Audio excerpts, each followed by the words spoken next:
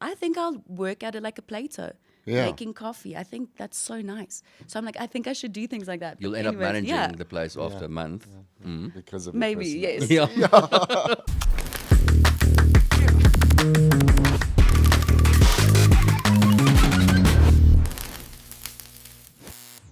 Hi everyone, I'm Jennis. Welcome to Recovery Room for another cool episode. And this is JC. This is JC, and I'm excited for our guest today Yeah. So because there's so many layers to her. there are so many layers, and I think the great thing about every single episode is that you think you know someone, and then you hear their story and you go like, I had no idea. Yeah. But before we carry on, we've got Blyde Smit. Yeah, she's beautiful. She's an actress. She's a photographer. She's an artist. You're like a prostitute for the arts, aren't you? 100%. Can I put that in my bio and my CV Please. from now I on? A think prostitute for the arts. Yeah, I love it. that. You may. I remember seeing you the first time on screen. I remember that moment when I saw the first time on screen, and I was like, you are like a epitome of the 1950s Hollywood actresses. That is the biggest compliment. That's Thank what- you so much. You look like that. It looks Wow. like someone that's been reincarnated the whole time, but she's always been like this lead actress. That's just... Funny you would say that. I like to sometimes entertain the idea of reincarnation. Yeah. And I think I lived in England in the 1970s at Yeah. some point. I know it's quite recent. Yes, I it is. also- I also feel like I've been in Ireland before. Yeah. Like I've never gone to Yes, you Ireland. have that, It's yeah. a big dream of mine to go Have you never been to backpacking for a Ireland? month. Yeah, I want to do it. I wanted to do it in 2020, Yeah. and then COVID happened. so I Something was like, happened there. Yeah. I'm going to do it next year. I've decided May. I just want to like You have to backpack do with it. my camera for a month in Ireland. It feels like going home. I don't know why, but Maybe it feels it like I'm is. going home. I've got the same connection with Vietnam. I think I was an older lady in Vietnam because the knees followed me to the next lifetime. So I can still feel it with the knees. No, but regardless of that, Old lady. I'm still an old lady either way. Sometimes. But like talking about Hollywood, it's like you're one of those people that the industry just chose. Like you don't choose the industry, and the industry chooses you. And I think it's chosen you a lot. That's why you do little different things. So I want to unpack from way back. And we talk about fame in the podcast, but it's not, for fame. A tannie herken jou of 'n oom herken jou. That's pretty much, and that's what it is. But I want to go back to when your career started, that first moment where you were on screen and someone recognized you. Let's go there.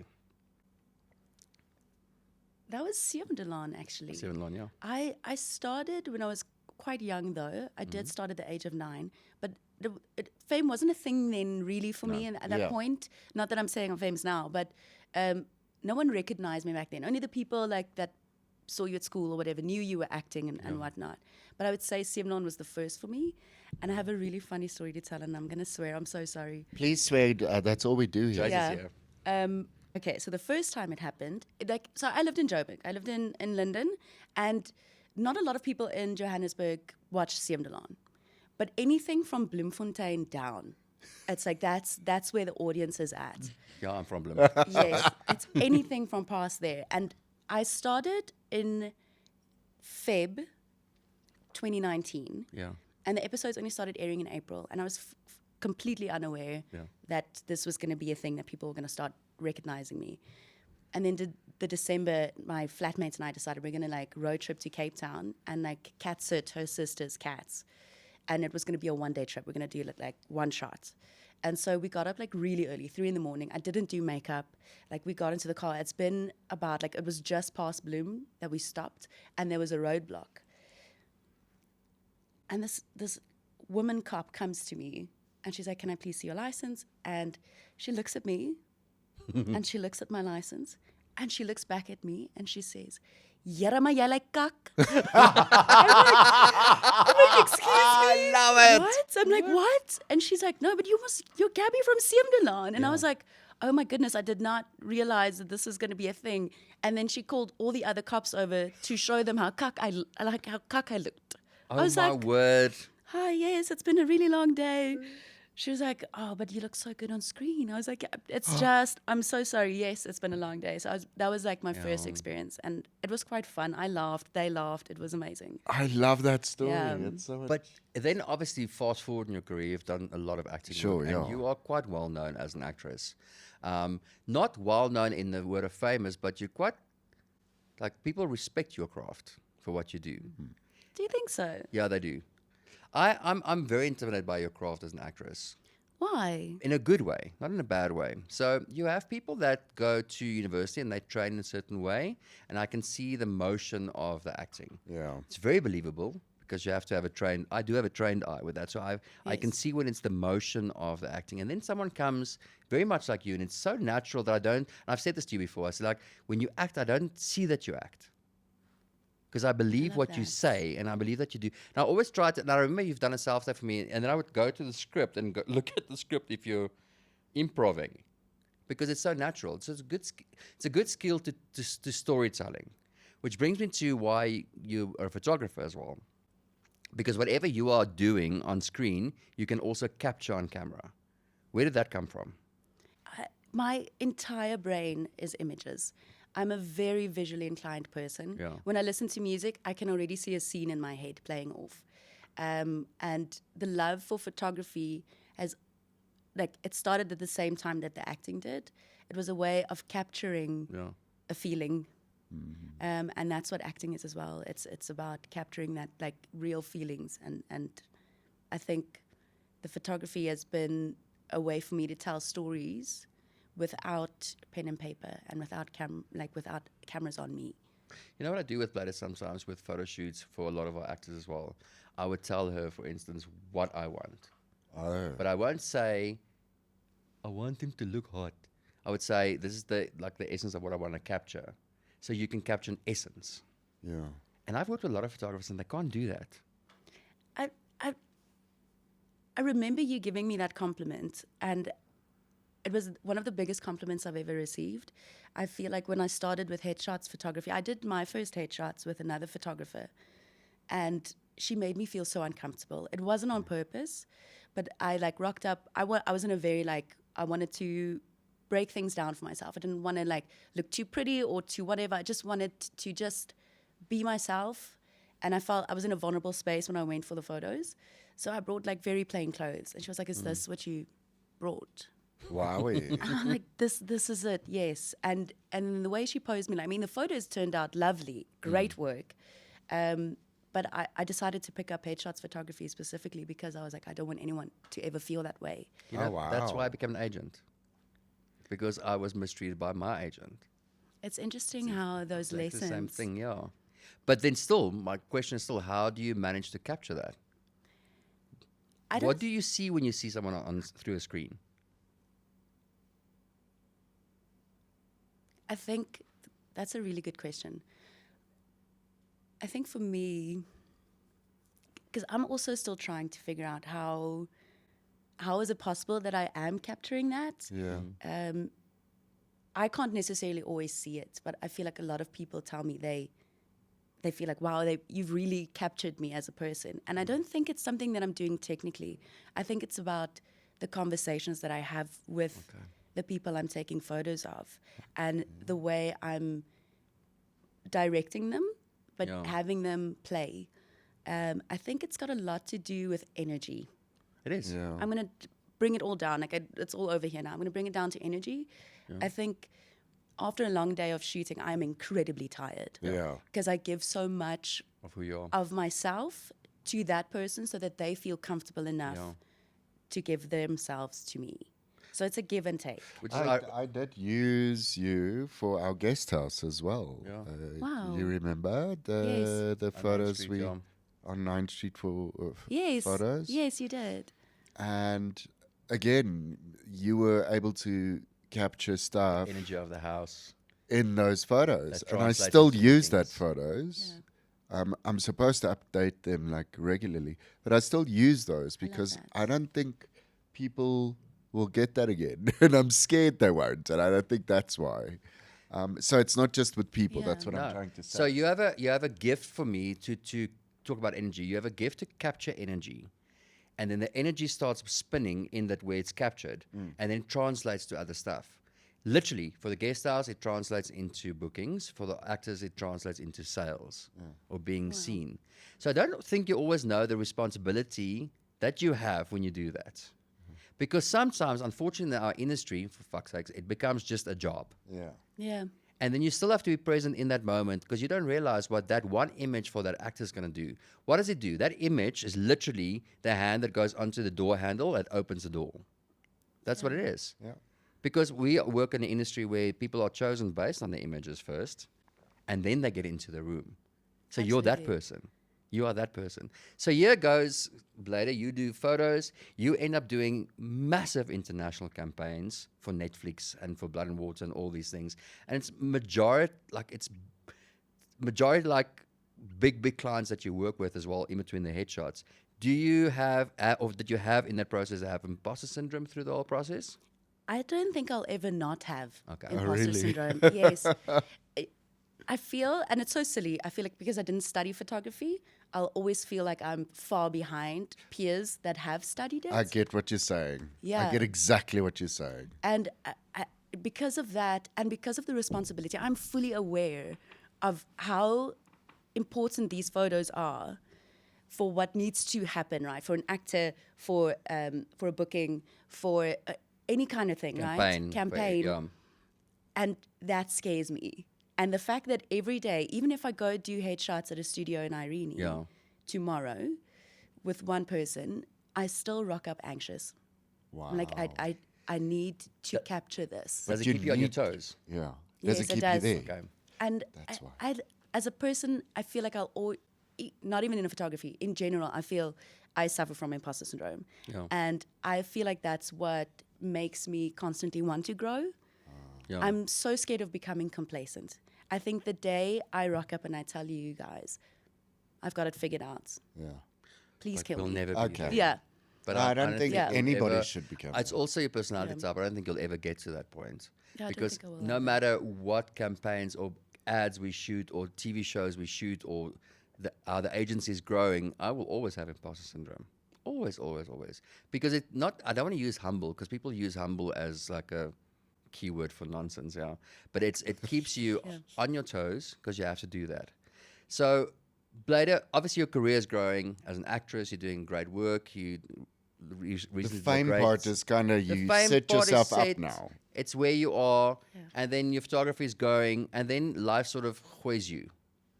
How did you navigate through that? Can you share the stuff that you went through briefly? Go for it. Absolutely. What I can say is I think the last 6 years have been a very interesting growth point for me, like contentious. It was hard and fun and amazing, and I'm so thankful that all of this has happened. But I feel like after like my contract ended at CM de Laan, I was thrown into the world of freelancing for the first time after having worked at a photography business before that, like a company. I had a salary, went to CM de Laan, got a salary there, and now it was, whoa, what now? And I just finished shooting Trouwkoers when they gave me a call and they were like, the contract has ended and you're not coming back. And I thought to myself, okay, well, this is perfect. I can move to Cape Town. I love it here. Let me move to Cape Town. Let me get an apartment there and let me hustle. I like hustling. I don't mind It's part of emailing who you are. people Yeah. and I don't mind like reaching out. Like I'm so keen right now to do a barista course because I'm like, if I move down to Cape Town or even Josie, I think I'll work at it like a Plato. Yeah. Making coffee. I think that's so nice. So I'm like, I think I should do things like that. You'll But end up anyways, managing the place after a month. Because of your Maybe, personality. yes. Yeah. But when I moved, I had to move back to Pretoria to collect my things from my parents. Yeah. I'd moved all my things there when I went down to Cape Town for 6 months. And I started panicking. And I was like, what am I going to do? I feel so lost. I don't know who I am after the show had ended. Even though I was never that person, it wasn't my identity, it did become that in some way. And it was terrifying. And I started working at a bar as a hostess. I was like, I see you have a stage. Can I come take photos of your live shows? And they said they already have a photographer, but they need a hostess. So I was like, I'll do that. Because I had to wait a few months before I could move into my apartment in Cape Town. And then I fell in love with the owner. And he fell in love with me. And we started dating. And the first 8 months of our relationship was bliss. Of course. It's honeymoon phase, right? Absolutely. And I really do believe we, in the 4 years that we were together, were best friends. And it was important to be in this relationship. But unfortunately, after 3 years of being engaged, we started being each other's like housemates. It was just a person living with you. And I can't pinpoint it to one specific thing, but I think there's a whole lot of things that happened, and we weren't good for each other in the sense that we weren't growing in the same direction. We started living separate lives. After he had lost his mother, it completely threw me into life is too short. I need to do all the things. Goodness, I need to go to the farmer's market at 5 a.m. in the morning. I need to go see my friends. I need to pick up roller skating again. I need to connect to everyone because life's so short. And him, on the other hand, he like completely like pulled back into himself. And so as a person, he suffers from anxiety, but he's got a very good grip on it. And I started realizing that I felt like I'm having panic attacks all the time. And I remember this one moment where I sat at a doctor. I don't ever go to the doctor. I have never had bronchitis. I've never had like weird things because I don't go to the doctor for them to diagnose it. I'm an ACC. I'd rather for 3 months suffer. That's just my voice. I don't know why, but this is the thing for me. And I remember how hard it was for me. I went to just a GP. I sat opposite him and I started crying and I said, I think I need some medication to help me because I'm like having Anxiety, panic attacks. Like I'm not okay. And then he actually prescribed an antidepressant as well that I did not take. I was like, I'm not going to take it. It's still in a box at home. But I did use the anxiety pills for like 3 months. And then I was like, actually, I don't need this anymore. But by then, we'd already broken up. And then it was thrown into the whole thing again of now I need to rebuild my entire life again. Because we were living together. We had a business together. My car was in his name. We had dogs together. It was so many things. We built this entire life together. And I feel like when you go through a breakup like that, you lose your past because everything you thought was real might not have been, or you experienced it different than that person did. You lose your present. And you where lose am your I now? future. And I'm so thankful. There's this one friend of mine. I started crying when he offered. He just phoned me and he said, I've got a house. There's a bed for you. There's a room for you. If you need to move in here now until you find your feet, do. Oh, wow. And he never charged me a single thing. He never charged me for rent. He was like, move in. This is your safe space. And I still have keys to his house. Oh, wow. And so like, I want to make keys to my house as well. So we're the kind of people where we would phone each other and say, hey, can you go feed my cats? I'm away. Or I can phone him and say like, I just need to get out of my own house right now. Can I like come crash at your place? And I was so overwhelmed by the amount of people reaching out and being there for me in this time. I feel my first breakup back in like 2021, that was like a really hectic breakup for me, was way worse for me than this breakup. And I think possibly because I'd already in my head decided it's over. And we both knew it and we didn't know how to get there. Both probably too scared to end it. But I feel like with this breakup, I had so much love and compassion from everyone around me that I felt unworthy. How weird that we would feel that way when we give it out so freely. But we don't want to accept it. I really struggle with accepting that. But I think that's the problem with a lot of people is actually accepting that. My grandfather once said to me about, especially with relationships, is that when that contract with that person is finished, what we as humans tend to do is we make photocopies of the contract the whole time. So the value of the ink is not the same on the contract anymore. It's this broken down, afgewaterde contract that we're trying to force into existence. But when the contract is done, it's done. And it's a funny thing. I realized something very interesting as well, that my person is not necessarily the person that I'm married to. This is one of my people. And we're not married. People think we are brothers or married, but he is one of my people. My husband is my husband. He's my partner in that aspect. You understand what I'm saying? And I think what we do is we put so much value on a person to have it forces it's too much pressure to be all those roles, to tick all the boxes that you need. You can't. Like this friend of yours that offered you a house doesn't mean now you have to get married to him and have 5 children and buy a Prius. Not at all. No, but it's because the genuineness of that support that you needed was there, but from somebody else. And I think that's what a lot of us do, and it's a very Afrikaans thing as well, but purely because I'm Afrikaans, I pick it up, is we are forced to, you only get this and this and this and this from your husband or your wife. Yes. I'm not talking about sex. I'm not talking about Yeah, that. not I'm talking romantic or about anything. happiness, sadness, Safety. silliness, Spiritual guidance, spiritual. safety, all that type of stuff, yeah. Those could be different people, Absolutely. not your husband. Yeah. I'm or spiritually your married wife. to Oprah Winfrey. Yes. Because, I love that. because I get a lot from it, and from Brent Yeah, Lindeke's podcast, and I get spiritually from other people. Yeah. But we are unfortunately in an environment where we are forced to get everything from one person. Yeah. Absolutely. And it's so much pressure Absolutely. for you because you feel you should be that person for that person. And you put that pressure on that person to give it back to you. And it's so much pressure. It's like a Yeah. boiling pot. It's just It's exactly waiting to that. explode. I We- feel like you summed it up really Yeah. nicely. We say, me and Sebastian say to each other as well, that we embrace the ability to evolve. And we trust that our evolution of people stay in the same circle. We're trusting Yeah. that because we are good as a unit when it comes to our child, but we trust that the evolution of the two of us as separate beings stay in the same circle. Because if it's not in the same circle, we're going to be in cuck. Because then we're not going to force it. You know, understand what I'm saying? And I'm not saying I want to get divorced tomorrow. I'm just very realistic about what is happening in my lifetime. I think that's the big thing as well. Absolutely. Do you, this is going to be a very random question. You can't answer from a point of imposter syndrome. Okay, I'll try. That's hard. That's hard. Do you see yourself as a big deal in this industry? No. Why not? Multiple factors. I think even though we try not to, we equate our value to if we're working or not. True. Okay. And Most- it's unfortunately we do that, and I try not to. Yeah. I think I'm a lot better at it now, but I think the first few years after Siemnon was really hard for me because I felt, is this it? Yeah. Yeah. Is this my career? Because I kept going to auditions and things and didn't book anything. Yeah. And so I think I don't see myself as someone that kids will still talk about when I'm 80. Doesn't make sense.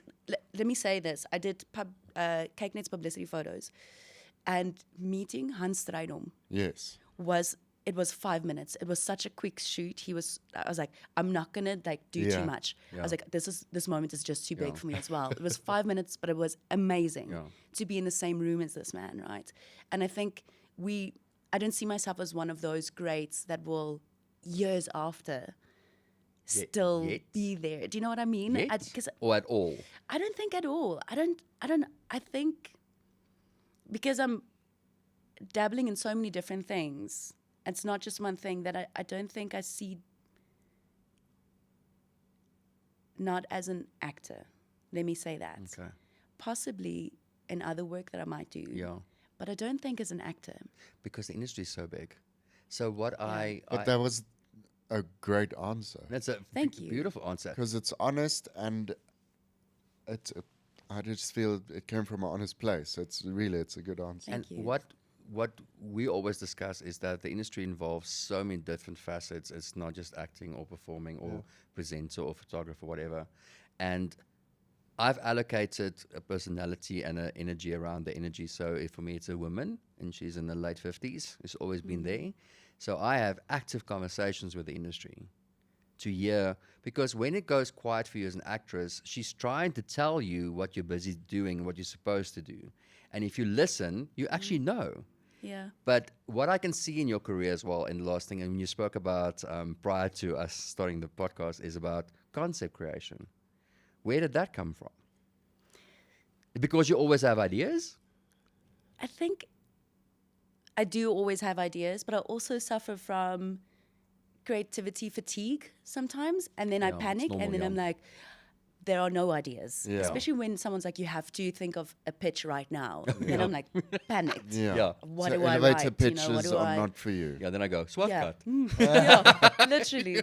But I think it's always been a thing for me. I remember when it was between 8 and 10 years old, we had a very old, one of those box Yeah. computers, and I would open it up and wait forever for Word to open Yes, up. yeah. And then I would start writing chapters for a book. I was like, I want to be published by the age of 25. That was the dream. I don't know why. That was a very specific time for me. I was like 25. And I think when I started studying drama and I figured out I loved screenwriting, Yeah. I was like, that's what I want to do. Concepts. I want to work on concepts. I'm good at listening to a lot of music and then making up stories in my head. But it's always stories with a lot of heart and feeling. I don't think I'll be a comedy writer. I'm not good at that. You'll be in the drama realm. Yeah, I'm not good at comedy concepts Okay. as a person, but I'm good with emotional ones. Yes. Yes. Yeah, that makes sense. Yes. So obviously, because if you understand both points, you understand it from an acting point of view, you understand it from a visual point of view, because you've got both aspects. So those two walls now is forcing something in the middle of that one concept. I can sense what the concept is. Like I can literally sense what it's supposed to be. Yeah. What is the big dream for you that scares the shit out of you? Becoming a writer-director. Why does it scare you? Can't use imposter syndrome. It's no, it scares me because what if it never happens? It scares me. What if I'm not diligent enough in fighting for this dream that I can't get myself in the door? Does Is that it make because sense? you rely too much on yourself? I think so, yes. Okay. Very much. But I also feel like I might give up on it before I can get myself there. Like I'm scared that I'm not I going don't to think put you in will. 125,000%. We are very similar in that aspect, and I'm going to tell you something that helps me a lot. So I have insane dreams of where I'm going, and then I put in fail safes, which are people that will not allow me, as I grow, they grow with me, and they will not allow me to go down. But it's love people. that. It's not my alarm on my iPhone. Yeah. It's literally people. So we commit. So he hates the fact when I say to him, I have an idea. He hates that because I have a lot of ideas. Because he's your accountability Yes. partner. But he is the accountability Yeah. partner. So what we do in business, for instance, is we catch up the whole time. So Yeah. we work on a project. I'm like, cool, what's happening with that? What's happening with that? So there's accountability that makes it grow. And then all of a sudden the project happens and we go like, oh shit, it's because you reminded me for the last 4 years. Because as much as you are creative and have ideas, you have a lot of ideas. And then sometimes they start fighting for your attention. Absolutely. That's the thing as well. So I do sense you have like there's one thing that's in your brain that you need to develop the whole time. And then surround yourself with people, whether it's with even with us in production, or come sit in a space or work in a space and just say bounce. Just Yeah. get, you need to Yeah. bounce that energy around. Otherwise, you get tired of that same energy. And that's normally when you start giving up. Yeah. It's because you don't get feedback. You don't have accountability. Yeah, you don't have that bounce Yeah. ball, right? And feedback and someone like asking, how is it going with that? Exactly. What I do with a lot of people as well is I would say to them, do you want me to listen or you want me to be your accountability? Because I want to harass you. So Yeah, there's I'm a gonna be difference between the diligent two. in that. Yeah. I love that. I do feel that, I don't want to say rom-com, because rom-com sometimes is afgewater ook. It's like, I do feel that what you are creating is that even what you went through in your personal life, it's part of your story. It's part of the emotion. And if you go through that emotion, you can tell the emotion, you can write the emotion. So it's like a rom-com. What did Dion Opperman altyd say? If you make people laugh, you deserve their tears. Yes. But it's not a comedy. It's not any Molly and Wors nie, verstaan jy? Exactly. But it's like Steve Carell as an actor. Exactly. He is Good example. incredible with comedy. And because he's so real in it and he's so authentic in it, the moment he switches that, you can't help but cry. Because you believe he's him. such a good, Same with Jennifer Aniston. yeah, Good example as well. The moment she Exactly plays that. drama, I honestly believe her. yeah. Because I've laughed at her, or laughed with her in Friends for so many years as well. Okay, but that's exciting. I think you must carry on creating. Yeah. And I think when you get through times where it's quieter for you as an actress or as a photographer, you go, okay, cool. What are you trying to tell me? What must I listen to? Right. I've got 2 things to tell you on that. Yeah. So when Go we for it. said accountability, I also thought about what we spoke about Well, earlier. this is a big platform for accountability. Yes. Listen, please. So we spoke about it earlier. Sometimes as well, you do need to let an idea sit. Yeah. Yes. Need And to simmer. I told you that I see Tell it him the as, analogy after. as a like a basement with a wine cellar. I see it as like a wine cellar with multiple wines, and it's all different concepts. And sometimes you need to open up that bottle of red and let it breathe. Just sit with it for a moment, And then later, when you come back, maybe could be a week, could be 5 years. You've learned something new, and that could work so well with that bottle of wine. And then you bring those together. So it's like this safe of concepts. You don't break the bottle and throw down the drain. Exactly. It's That's like cool. the concept books that you have Yeah. on your coffee tables. It's exactly that. Cutting Room Chronicles. And so what I've decided, especially after watching Obsession, I'm so inspired by Curry Baker as like director, writer, and like all the things that's happening in his world right now, and how young he is, and how like it's just impressive. So I'm just inspired. Yeah. I decided that instead of waiting, last year, I did tell you this earlier, but you don't know at home, I pitched a series to Showmax. And this concept has been with me for a very long time, and I worked very diligently on it. And I actually wanted to finish the script first. I needed to get it out, but I didn't. I stopped after episode 1. And I pitched, and I hid affirmations in the same color as the background of the document, and a few prayers in there as well, flattened the PDF and sent it on and said, if this is not meant for them, please let them reject it. Yeah. And they did. And I left it for a long time. I left it for an entire year. And the last 2 weeks have been quite quiet for me in terms of photography.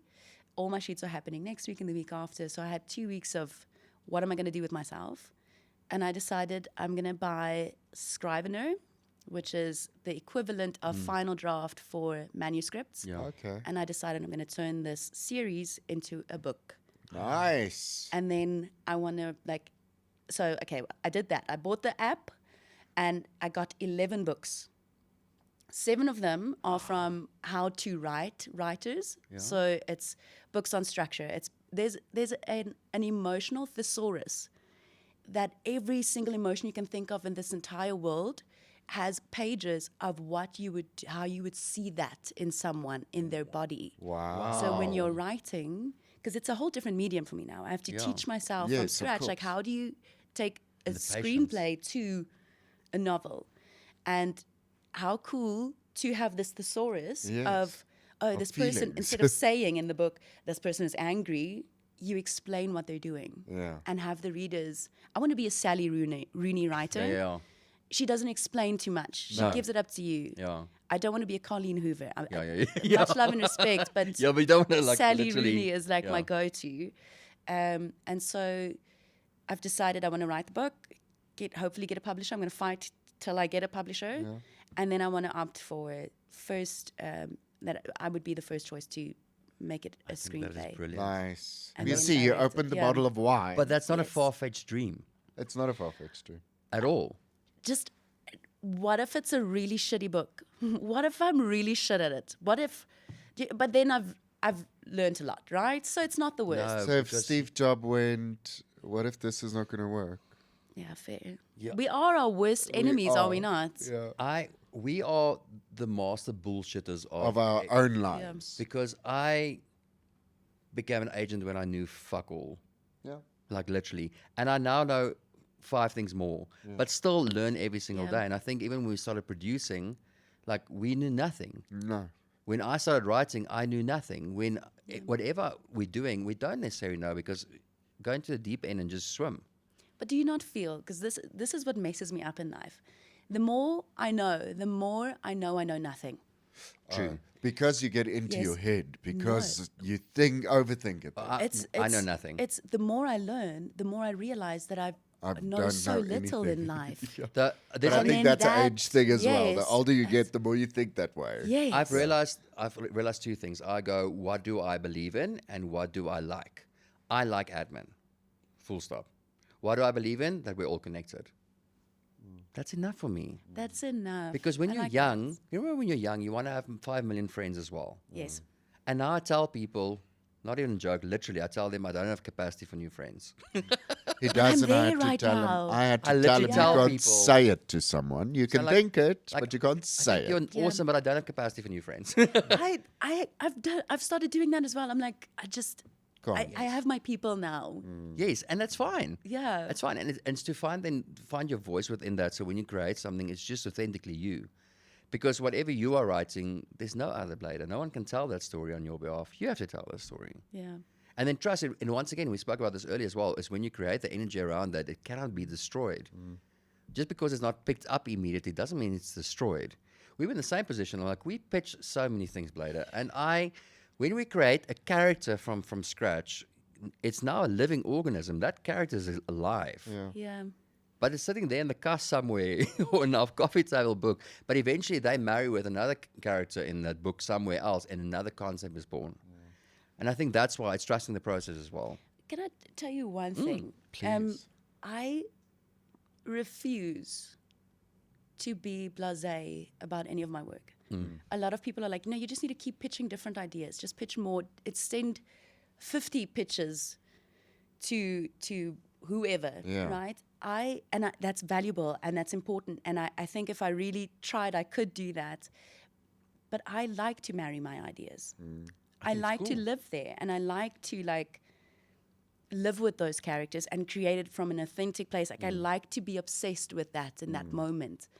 And even if I then just do it for me, that'll be more than enough for me in this life. Well, that's a good place to be, because Yes. some people don't get to that part. No, they Yes. They're married to their ideas, but they don't get to that point in life. So that's a great place to be. Yeah. And part of the fixing it in life, in our theme, is you had to rebrand a little. You now buy Blyde. Yes. Photography specifically. I'm going to, and it's looking great. And I want people to go follow it there, so that we can just show your work that it hasn't stopped. The name changed, but that Yes. didn't change. No, The it quality is still there. Yes. And I think it's so nice to see how we're constantly growing. I look back at some of my first work and I think, why did anyone pay me money? Like, what do you But that's your mean? imposter syndrome. Yes. taking over, yeah. Right? Same. Yeah. Like, why did they give us money to do that project, right? Or things like that. I'm like, that's crazy. Yeah, I feel like that sometimes when I look back at our work that we've done, especially corporate work. Krista Shamaga a while back sent me one of the first emails I sent to her as an agent. And the first thing I looked at was like, was that the signature I chose? I had 4 people in my books and I put them in the signature. I cringe so hard was for it. some of the things I've done. I'm like, wow. But it's cool because it's Yeah. evolving. You're evolving the Yeah. entire time. And that's the great part of all of this, is that we can just move through it. Yeah. And we spoke about it earlier as well, is that lessons and life lessons and all the stuff, challenges are not linear. It jumps all over the place. And you sort of just have to go through it and go do all that stuff. I'm excited for you for your acting stuff as well. I do sense, though, with your acting, you need to be very intentional of what you want to play and where you want to play. Not where you want to play, what you want to play, and then where you want to play. Absolutely. To come back to your, like, the previous things we've discussed around if I feel like I'm a big deal in the industry, I think for a very long time, I didn't want to admit it to myself. I wanted to be known. I wanted to feel like a big deal in this industry. And I'm at a place now where I'm okay not to. And I'm at a place where I'm not constantly waiting for an email for an audition. Yeah. That's When great. it comes across, I'm excited. Yes. And I get to play and have fun with it. But I'm also okay if I don't land another role for the next 5 years. Yeah. And I'm only back when I'm in my late 30s. I'm also okay with that. Careful when you say that, because then the opposite happens. I know. And that's also fine. She's fine with love, anything at this I time. know. I love being on set, whether it's behind the camera or in front Or of on the camera. front, yeah. How Yeah. lucky that we get to love our Play. jobs. We get and to play for a living. Right. My imposter comes in from the fact that we get paid to play. Yeah. And then I'm like, But I always say we're not heart surgeons or brain surgeons, right? But I can make you feel something. I can make you feel anything I want you to Oh, feel. that's beautiful. Can make you feel something. It's and also I feel scary. it's very scary because you have the power to manipulate a feeling. You know what I Yes. do sometimes? If I go through a rough time, I watch certain movies that's going to make me bawl my eyes out. I do that Yeah. because I can feel that my heart is trying. I need to cry. I need to cry. Then I watch, well, now it's Voicemails for Isabel on Netflix that broke me, Yeah. and The Notebook, Yes. and Fault in Our Stars. If I really want to kill myself, I watch Marley and Me. Wow. Oh, same. Same. And Eight Because he has Below more is emotion also one for of the those. dog than the human. yeah, I do. But Yeah. then I go, but that's how powerful that medium is. Yeah, it Yes. is. Because whatever you are now creating, people are going to come to that to feel something. You also have to that release. responsibility as an actor. You are creating a feeling of Yes. somebody watching you. It is. So you are playing with Yes. feelings. So There's be an careful accountab- what you do. There's a responsibility within Absolutely. you for the people watching. Yes, We need to wrap it up. there's there's a producer in Cape Town that said to me once, and I remember this. I'm not going to say what she said because she swears a lot. Yeah. But she said to me that we keep on thinking that a script is something external. It's the pamphlet inside of a pull box. That is actually what a script is. Wow. So in other words, when you wow. write something, you are writing something that's going to heal people. Yeah, Whether that's it's true. comedy or drama or a thriller or whatever, you're actually going to heal something in someone. So stop seeing it as an external piece of paper. It's literally the Insert. insert in a pull box. Yeah. And that changed the way I looked at content. I was That's like, true. But it's the That's same such a as the beautiful emotion metaphor. that you have the responsibility that you are going to make some photoblade. people That's the word I was trying to feel find. something. Yes. Photoblade. That's the word. But Bless you. also not trying No, to no, no, make no. them feel It's not something. forced. It's being real. If you trust the process and you know the character and you know the story, it's going to come across naturally. Exactly. 'Cause I think oftentimes people try to force it in. It. But that's normally when you don't connect. Yes. And Yes. I So you also do pick it up. As a Yes. human, you pick it up automatically. Yeah, you don't don't know feel why, anything for that person. Yeah. but yeah. I've also when we create a character or write something, I will always allow the character to surprise us yes. because you think you know the character. Exactly. But it often happens when I write as well. I know we need to wrap this up. We can sit here for 5 yeah, we hours. can. No, But, we just need wine and fire and we're yes. done. Yeah, Yeah. merge the bottles. Yeah. Once I start writing and I'm in that flow, Yeah. I know that word often gets thrown around No, so it's easily very as well. powerful. But when It you're is a in flow. that, however many pages later, I'm like, wow, I didn't know that the character was going to do that, but I Yeah. wrote it. Yeah. Right? Exactly. You're like, what? Let them surprise you Yes. and teach you. Yes.